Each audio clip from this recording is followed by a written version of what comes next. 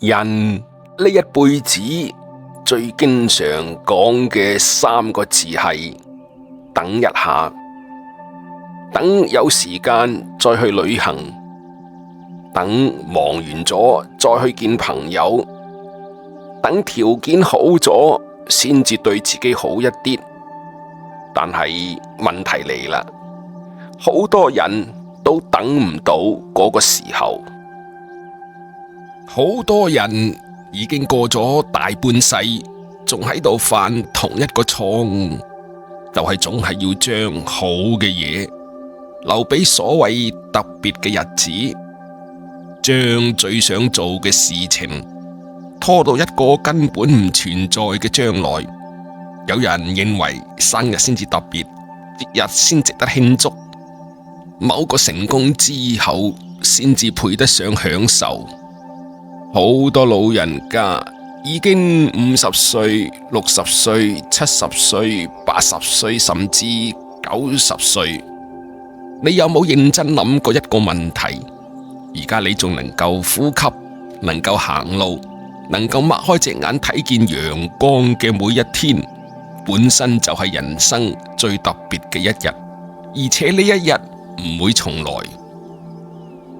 尤其係我哋呢一代人，一世人都活得太懂事啦，習慣咗克制，習慣咗節約，習慣咗委屈自己，好食嘅留俾仔女，好用嘅唔捨得用，開心嘅事一拖再拖，總係覺得等以後啦。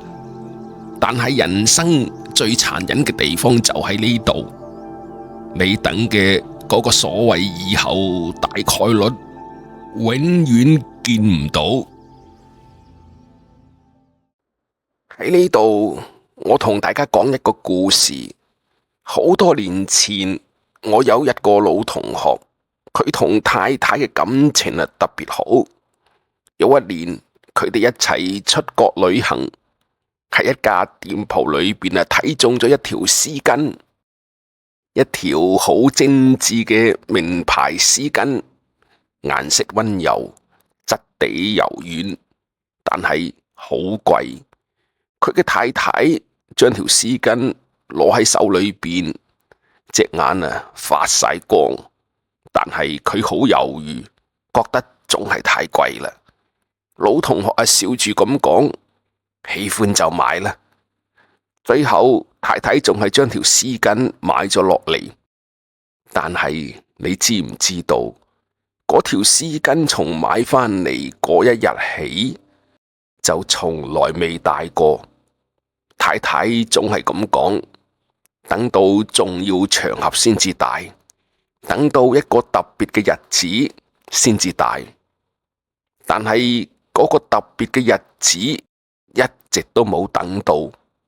後嚟老同學嘅太太突然間病咗走咗，老同學喺整理遺物嘅時候，從衣櫃裏邊翻出嗰條絲巾，包裝仲喺度，標籤仲未剪，連一次都冇用過。老同學坐喺嗰度睇住條絲巾睇咗好耐。然後佢眼睛都紅咗，後嚟佢講咗一句話，我至今都仲記得：千祈唔好將好嘅東西留俾所謂嘅特別嘅日子。你活着嘅每一天都係特別嘅日子。喺嗰一刻，我先至明白，我哋呢一啲老人家，唔係輸俾咗貧窮，唔係輸俾咗能力，而係輸俾咗以後再講。從此之後，呢一位老同學變咗，以前佢好壓抑，而家佢放開咗，想唱歌就去唱，想寫字就攞起筆，想見朋友就即刻打電話去約。佢開始學會咗喺後院裏邊曬太陽，放啲音樂，泡一壺茶，乜都唔做，只係靜靜咁坐喺嗰度。佢係咁講嘅，原來活着係可以咁輕鬆嘅。我亦受到呢位老同學嘅影響。其實我自己亦有個類似嘅經歷。以前屋企裏邊有一套特別靚嘅餐具，一直鎖喺個櫃裏邊，等所謂重要客人嚟先用。嗰一套餐具係好多年前我同太太一起去瓷器市場揀嘅，顏色係淡淡嘅青花，好靚。我哋當時買嘅時候就講啦，咁好嘅嘢一定要留喺度好好用。但係一返到屋企，我就小心翼翼咁將呢一套餐具收埋喺櫥櫃嘅最上層，總係覺得平時攞嚟用太浪費啦。萬一整爛咗點辦呢？等屋企嚟重要客人或者係逢年過節先再攞出嚟用呢？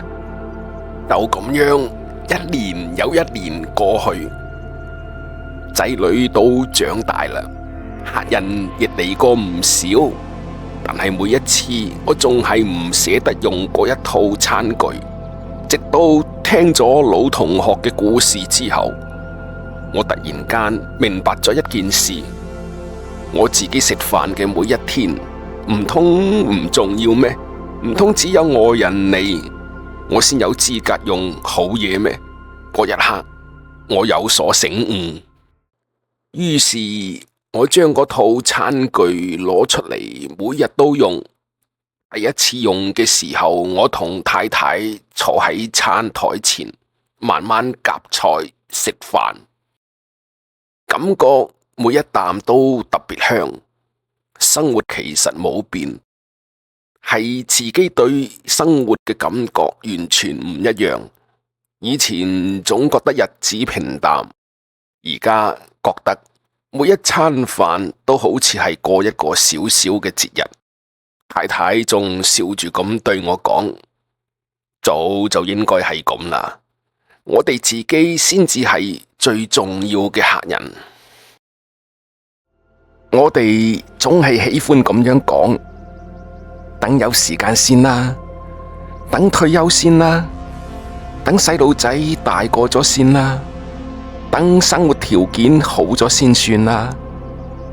就係咁樣，一次又一次嘅等待裏邊，我哋慢慢變老，好多想做嘅嘢做唔成，好多想見嘅人見唔到，仲有好多夢想住要去嘅地方，一直都去唔到。我聽過一個故事。一個身價過億嘅企業家，一世人搏命賺錢，每一日忙到冇時間食飯，冇時間陪屋企人，冇時間生活。直到有一日，佢被查出癌症，醫生話俾佢聽，只有3個月嘅命。嗰一刻，佢第一次停咗落嚟。佢話：原來我搏晒老命揾錢，但係喺生命面前一啲用都冇。於是佢做咗一件事，將所有工作放低，去旅行，去見人，去過真正嘅生活。佢開始每一日認真食飯，認真睇風景，認真感受活着。佢咁樣講，自己第一次知道乜嘢先至叫做真正嘅活着。神奇嘅係3個月之後，佢嘅病情居然慢慢好轉。有人講呢個係奇蹟，呢個係個案，但係有一樣嘢係可以確定嘅，係情緒。情緒會改變一個人嘅身體。好多人覺得呢啲係有錢人嘅故事，冇錢連生活都難。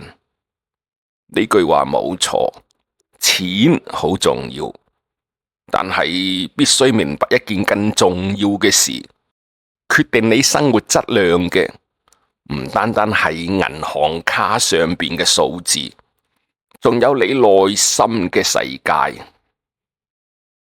有一位朋友，佢係咁樣講嘅：你係焦慮嘅，再多嘅錢都冇用；你係壓抑嘅，再好嘅生活亦感受唔到。但係如果你係平靜嘅、滿足嘅，你總係會有快樂嘅感覺。呢一種狀態本身就係最強嘅治癒能力。我分享呢啲係因為我見過太多嘅朋友喺忙碌中忘記咗感受生活，包括我自己。以前亦總係喺度等事業穩定，等小朋友獨立，等一切都完美。但係當我真正開始改變之後，先至發現內心嘅平靜比乜都重要。所以從今日開始，我哋都唔好再等啦。年齡唔允許我哋再拖再等，唔好將快樂往後邊推。想笑就去笑，想做就去做。就算係好好食一餐飯，好好瞓一覺，好好同一個人講話，我哋永遠要記住一件事：我哋嘅人生唔係彩排，你以為嘅普通一天，其實係你一生人之中唯一嘅一天。各位朋友睇到呢度，唔知大家有啲咩感想呢？歡迎喺評論區裏邊寫低你哋嘅想法。你哋有冇類似嘅故事呢？或者你從今日開始有一種打算要對自己好一啲？如果呢一期視頻對你有觸動，請你點讚轉發俾身邊嘅朋友，一起提醒大家，活着嘅每一天都係人生嘅限量版，唔好等啦！而家就開始，感謝大家嘅收睇，我哋下一條視頻再見。